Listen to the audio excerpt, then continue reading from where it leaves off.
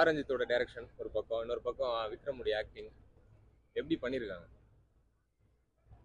Sir Ranjith சியா விக்ரம் அவருடைய பெரிய ரசிகன் சார்.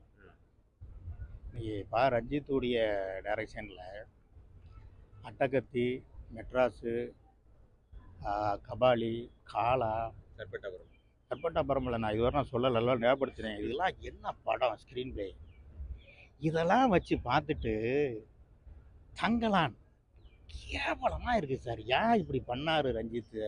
எனக்கு அதுதான் ரொம்ப மூட் அவுட் ஆகி அப்படியே நான் வந்துட்டு இருக்கிறேன். ரஞ்சித் படம் மாதிரியே தெரியல. வழக்கமா அவர் அப்படி பண்ண பண்ண மாட்டார் மாட்டார் சார். அதுதான் நான் சொல்கிறேன். இந்த அசுரன் ஒரு படம், யாரு நம்ம தனுஷை வச்சு ஸ்க்ரீன் பிளே, வெற்றிமாறன் இல்லை தனுஷை வச்சு ஒரு படம் பண்ணார். அது என்ன படம்? வடசென்னை. வெற்றிமாறன் இது இல்லை ரஞ்சித் இவர் வச்சு ஒன்று பண்ணா தனுஷை வச்சு.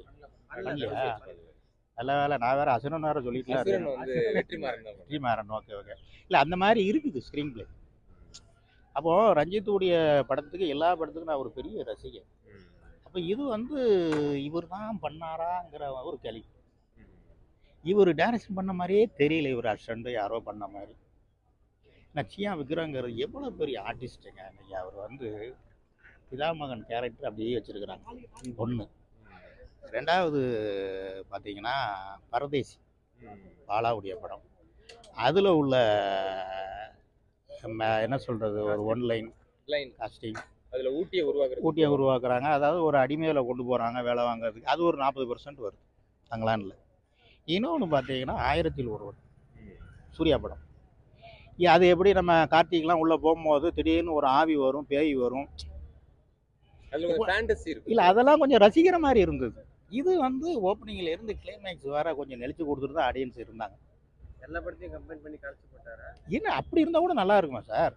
இது என்னன்னா, இதை எப்படி பண்ணியிருக்கணுங்கிறது நான் ஒரு நிமிஷம் நான் சொல்கிறேன் சார். அடிமைகளை கொண்டு போய் பரதேசி படத்தில் ஒரு வேலை அடிமையாக கொண்டு போகிறேன். இது தங்க எடுக்க கூட்டு போகிறாங்க. கேஜிஎஃப்லாம் மைண்டில் வருது. அப்போ அப்படி போகும்போது வெள்ளைக்காரன் மொத்தத்தில் ஒரு 3 பேர் தான் இருக்கிறான். அதே நம்புற மாதிரி இல்லை. எப்படி அந்த காலங்களில் இந்த பரதேசி கும்பல் தான் நிறைய இருக்குது விக்கிரத்தை சுற்றி, அவங்க சொந்தக்காரங்க. அப்போ இவங்க என்ன பண்ணணும், தங்கத்தை எடுத்துக்கிட்டு வெள்ளைக்காரனை அடிச்சு கொடுத்து அப்படி ஸ்க்ரீன் பிளே அப்படி கொஞ்சம் நேக்காக போயிருந்துருச்சுன்னா கொஞ்சம் நல்லா இருக்கும். இல்லை ஒரு ஹிஸ்ட்ரியில் இருக்கிற உண்மையை சொல்லணுன்றது அதை பண்ணியிருக்காரு. ஏன்னா எப்போ நம்மளை அடிமைப்படுத்தியிருக்காங்க, யாரெல்லாம் நம்மளை அடிமைப்படுத்தியிருக்காங்க அப்படின்ற ஒரு விஷயத்த பேச நினச்சிருக்காரு. சரி, வெள்ளைக்காரன் மட்டும்தான் நம்மளை அடிமைப்படுத்தினான்றது பேசுறது மட்டும் உண்மை கிடையாது. இல்லை, நம்மளை பல பேர் அடிமைப்படுத்தியிருக்காங்கன்ற விஷயத்த இதில் பேச வர்றாரு. அது உண்மைதான் சார். அப்படி இருந்தால் கூட இப்போ ஒரு அவார்டு படம்னு நம்ம அறிவிச்சு, முக்கியமாக நான் சொல்கிறேன் சார், இது ஒரு அவார்டு படம்னு அறிவிச்சு டாக்ஸி ஃப்ரீலாம் பண்ணியிருந்தானா வேறு லெவலுக்கு போகும். இது கமர்ஷியலாகவும் இல்லாமல் அவார்டு படமும் இல்லாமல் அப்படியே ஓப்பனிங் ரசிகர்கள் ஒரு எதிர்பார்த்த அளவுக்கு இல்லை சார். அதுதான் நான் சொல்லுவேன். ஏன்னா இப்போ ரஞ்சித் படங்கிறது அட்டகத்தியோட ஒரு பெட்டரான ஒரு படம். கபாலி படம்லாம் பார்த்தீங்கன்னா இப்போ ஒரு 2 மாதம் இருக்கணும் சார் அந்த படம் ரிலீஸ் ஆகி. அப்போ மலையாள சேனலில் சூர்யா டிவியில் தற்சமயம் நான் பார்க்குறேன். கண்ணீர் விட்டுக்கிட்டு தான் இருந்தேன் அந்த சேனலில் பார்க்கும்போது. உடனே ரஞ்சித் சார் நம்பர்லாம் என்கிட்ட இருந்தது. ஏன்னா அட்டகத்தில் நிறைய ட்ரால் பண்ணிடுறேன் ஞானவல் ராஜா அவர் கூட. அப்போ வாய்ஸ் மெசேஜ் குரூப்பில் அந்த வாட்ஸ்அப்பில், சார் கபாலி படத்தை பார்த்து கண்ணீர் விட்டுட்டுருக்கேன் சார். அப்போ அவருக்கு தேங்க்ஸ்னு ஒன்று அனுப்புனார். இந்த அளவுக்கு நான் அவருடைய பெரிய ரசிகன். அப்போ இந்த படத்தை நம்ம எப்படி கொண்டாடணும், எப்படி பேசணும்னு நினச்சி நம்ம வந்திருக்கோம். மாளவிகா இது வரைக்கும் பர்ஃபார்மன்ஸ் ஓரியன்டாக நம்ம பார்க்கல. ஒரு பொம்மை மாதிரி ஒரு அழகான ஹீரோயினாவே பார்த்துட்டு இருக்கோம். இதில் அவங்களை யூஸ் பண்ணது எப்படி? இல்லை, அதுதான் அந்த ஒரு ஆவி மாதிரி தான் யூஸ் பண்ணியிருக்கிறாங்க. திடீர்னு வர்றது, திடீர்னு போகிறது, எதுவுமே நம்புற மாதிரி இல்லை சார். மொத்தத்தில் ரஞ்சித் சார் இந்த படத்தை பார்த்துட்டு இதுவரை நம்ம பண்ண படத்துக்கு ஒரு 2% 3% கூட வரலையே, அவர் ஃபீல் பண்ணி இந்த படத்தை ரிலீஸ் பண்ணிடக்கூடாது. கேட்டால் அவர் தான் கோடிக்கணக்காக சம்பாதிச்சிட்டாரு. இப்போ இது ஏமாற்றம் யாருக்கு அப்படின்னா, அந்த 200 500 டிக்கெட் எடுத்து பார்க்குறான் பார்த்தீங்களா, அவங்களுக்கு தான் ஏமாற்றம். இப்போ 200 கொடுத்து இது ஒர்த்தே இல்லைங்கிறீங்க. அதுதான் சார் நான் சொல்ல வரேன். இப்போ நான் என்னெல்லாம் எதிர்பார்த்துட்டு வரேன். ரஞ்சித் படம் இன்றைக்கி எவ்வளோ படம் 2-3 படம் தொடர்ந்து நல்லாலும் சொல்லிகிட்டு இருக்கிறேன். அப்போ இதெல்லாம் பெட்டராக சொல்லணும். ஏன்னா இன்றைக்கி சினிமா ஒரு அளவுக்கு வாழ வச்சு காப்பாற்றிட்டு இருக்கிறவங்க ரஞ்சித், வெற்றிமாறன், அப்புறம் சொல்லலாம் சங்கர் சார், முருகதாஸ், இப்படி ஒரு நிறைய பேர் நம்ம சொல்லலாம். அப்போ இவங்கள்ட்ட இருந்து இப்படி ஒரு மொக்கை நம்ம எதிர்பார்க்கும் போது யாருக்குனே தேட்டர்லாம் அடிச்சுட்டு கல்யாண மண்டபம் ஆக்கிட்டு இருக்கிறாங்க.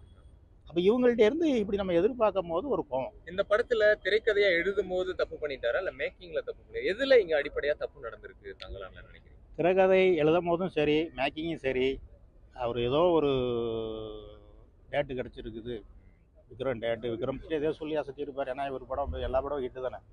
அவர் ஒரு வெள்ளந்தியான ஆள். விக்ரம் வந்து அவருடைய பெரிய ரசிகன். சரி, ஏதோ டேரக்டர் அவரை நம்பி அவர் ட்ரால் பண்ணியிருப்பார். அதனால் அவருக்கு இதுக்கு சம்மந்தம் இல்லை. ப்ரொடியூசர் அதே மாதிரி. அட்டகத்தி ரிலீஸ் பண்ணதே இவங்க தான், நானல் ராஜா தான், மெட்ராஸ் பண்ணவங்க அவங்க தான். அப்போ அதிலலாம் நிறைய சம்பாதிச்சிருப்பாங்க. அப்போ அதே மாதிரி அவங்களும் எதிர்பார்க்காம சரி விக்ரம் கூட்டணி நல்லா இருக்கும் இப்படி நினச்சி உள்ளே வந்தாங்க. இதில் வந்து என்ன பண்ணியிருக்கணும்னா, ஒரு சின்ன ஒரு என்னுடைய சினிமா ரசிகர்கள் அந்த சார்பாக பத்திரிகை செய்தி தொடர்பால் ஒன்றே ஒன்று ரஞ்சித்திட்ட சொல்ல ஆசைப்படுறது என்னென்னா, சார் நீங்கள் அந்த படத்தை ஷூட் பண்ணீங்க, ஏதோ ஒரு டேட்டு கிடச்சிருக்கு, ப்ரொடியூசர் கிடச்சிருக்கிறாங்க, ஏதோ ஒரு மொக்க ஸ்க்ரீன் பிளே உட்காந்து என்ன தான் அவங்க அது வேறு ஆள் எழுதுனாங்களாம், அவங்க அசிஸ்டன்ட்லாம் வச்சு எழுதுனா, நீங்கள் படம் பார்க்கும் போது நீங்கள் எவ்வளோ படம் ஹிட்டு கொடுத்துருக்கீங்க, எவ்வளோ படம் பார்த்துருப்பீங்க. இப்போ நாங்கள் தமிழ், மலையாளம் இந்த மாதிரி தானே பார்க்குறோம். நீங்கள் ஹாலிவுட் படம்லாம் பார்க்கக்கூடிய ஆளுக்கு. அப்போ உங்களுக்கே தோணணும், இதை ரசிகர்கள் வந்து 200-300 கொடுத்து சியான் ரசிகர், ரஞ்சித் ரசிகர், சினிமா ரசிகர் வருவாங்க, அவங்களுக்கு ஒரு ஏமாற்றமாக இருக்கும்னு சொல்லி நீங்கள் ரிலீஸ் பண்ணியிருக்கணும். இப்போ அப்படி தானே சார் நீங்கள் அந்த கமல் சார் படம் சொன்னால் மருதநாயகம், அதெல்லாம் இது மைண்டில் வருது. ஏன் அவர் என்ன ஸ்டாப் பண்ணி வச்சிருக்கிறாரு? அவர் ரிலீஸ் பண்ண தெரியாமையா? எத்தனை வருஷம் ஆச்சு? 20 வருஷமா அப்படியே ஸ்டாப் பண்ணி வச்சிரு. அடிச்சா பெட்டரா அடிக்கணும், பார்த்துருப்பாரு. இல்லை அதுதான் சார், அதுதான் பட்ஜெட் பிரச்சனை இருக்கா? பட்ஜெட்லாம் ஒன்றும் இல்லை சார், சிம்பிளாக தான் பண்ணியிருக்கிறான். இல்ல ஒருவேளை நல்ல பட்ஜெட் இருந்தா அவர் நினைச்ச ஸ்டோரியை கன்வின்ஸ். பட்ஜெட் தான் எத்தனை கோடி வேணும்னு கேட்குறாங்களே. பட்ஜெட் இவங்களுக்கு ப்ராப்ளம் கிடையாது சார். ரஞ்சித்துக்காக இருக்கட்டும், விக்ரத்துக்குலாம் இன்றைக்கி ஃபைனான்ஸ் பண்ணதுக்கு நிறைய பேர் இருக்கிறாங்க. இவங்களுக்குலாம் தேவை போர் அடிக்காமல் ஆடியன்ஸ் ரசிக்கணும் சார். இதுதான் ஆடியன்ஸ் எதிர்பார்க்குறது. இப்படி தான் ஒரு கதையை அவங்கள்ட்ட நம்ம எதிர்பார்க்கணும். ஏன் ரஞ்சித் இப்படி பண்ணாருன்னு தெரில. ஆனால் படத்தில் ஜீவியோட அது நல்லா இருக்கு. ஒரே ஒரு மார்க், ஒரே ஒரு ப்ளஸ்ன்னு சொல்லணும்னா, ஜீவியுடைய சாங்கு 2 சாங்கு RR அருமையாக பண்ணியிருக்கிறார். இது ஒன்று தான் ஒரு ஆறுதல் அளிக்குது. அது வராதுல்ல. இல்லை அவார்டு கிடைக்கும் சார், சத்தியமாக நான் சொல்கிறேன். அவார்டு எதுக்கு சார்? விக்ரம் கிடைக்குமா, இல்லை படத்துக்கு கிடைக்குமா, இல்லை அந்த மேக்கப் மேன் கிடைக்குமா, இல்லை யாருக்கு ரஞ்சித் கிடைக்குமா, யாருக்கு கிடைக்கும்? ரஞ்சித் கிடைக்க வாய்ப்பு இல்லை, மீசை கிடைக்க வாய்ப்பு இருக்குது. விக்ரம் சார் இதோட நிறைய பெர்ஃபார்மன்ஸ் பண்ணியிருக்கிறார். ஆனால் அவருக்கும் கிடைக்கிறதுக்கு கொடுத்தா சந்தோஷமா இருக்கும். நிறைய வெயிட் லாஸ் பண்ணியிருக்காரு. இல்லை அதுதான் அவருக்கு கொடுத்தா நல்லதுங்க. ஏன்னா இந்த கதை, அந்த ஸ்க்ரீன் பிளே இதெல்லாம் வந்து கொஞ்சம் ஸ்பீடாக இருந்தால் நல்லா இருந்தது. உங்களாலே உட்கார முடியலையா? அப்போ வயசு பசங்க எப்படி பார்ப்பாங்க? ஒருவேளை எக்ஸ்பெரிமெண்ட்ல அதை ட்ரை பண்ணிட்டாரோ? நம்ம ஏற்கனவே ஒரு பிராண்டா இருக்கும், ஸோ நம்ம ஒரு எக்ஸ்பெரிமெண்ட். இல்லை அதுதான் நான் இப்போ உங்களுக்கு சொன்ன மாதிரி அதான் சொல்கிறேன் சார். நானே இப்போ சொல்கிறேன் சார், ரஞ்சித்துடைய எல்லா படத்துக்கும் நான் ரசிக்கிறேன். அவர் படம் நல்லா இல்லை நான் எதுவுமே சொன்னதில்லை. 10 மார்க்கு, நான் 50 மார்க்கு, 100 மார்க்குலாம் நான் கொடுத்துருக்கேன். கதையும் வரிசையாக நான் சொல்கிறேன்.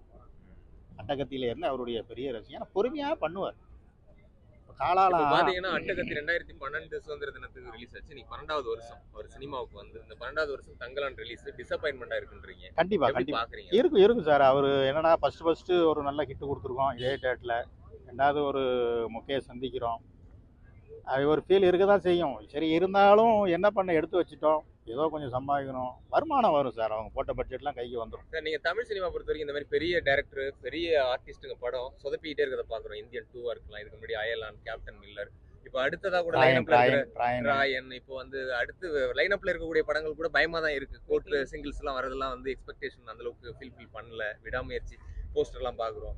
இந்த வருஷம் ஏதாவது நம்பிக்கை, ஏதாவது கை கொடுக்கணும்னு பார்த்தோம், இதுவும் இல்லைன்றீங்க. அடுத்து எது நமக்கு நம்பிக்கை அளிக்கிற மாதிரி இந்த வருஷம் சார்? இப்போ என்னென்னா, இப்போ இவங்க ஆடியோ ஃபங்க்ஷனு, ஒவ்வொரு ப்ரெஸ் மீட்லாம் வைக்கும் போது ஓவராக பில்டப் பண்ணுறாங்க சார். அதனால தான் எல்லா படமும் முக்கியமாகுது சார். என் படம் வந்து நான் பேச மாட்டேன், படம் பேசணும் அப்படின்ட்டு ஒரு டைலாக்கு ஏதோ ஒரு எஸ்.ஏ. சூர்யா ஒரு படத்தில் சொல்லியிருப்பார். அதே மாதிரி இவங்க கம்கமாக இருக்க மாட்டேங்கிறாங்க. இப்போ அந்த கண்ணு பார்த்து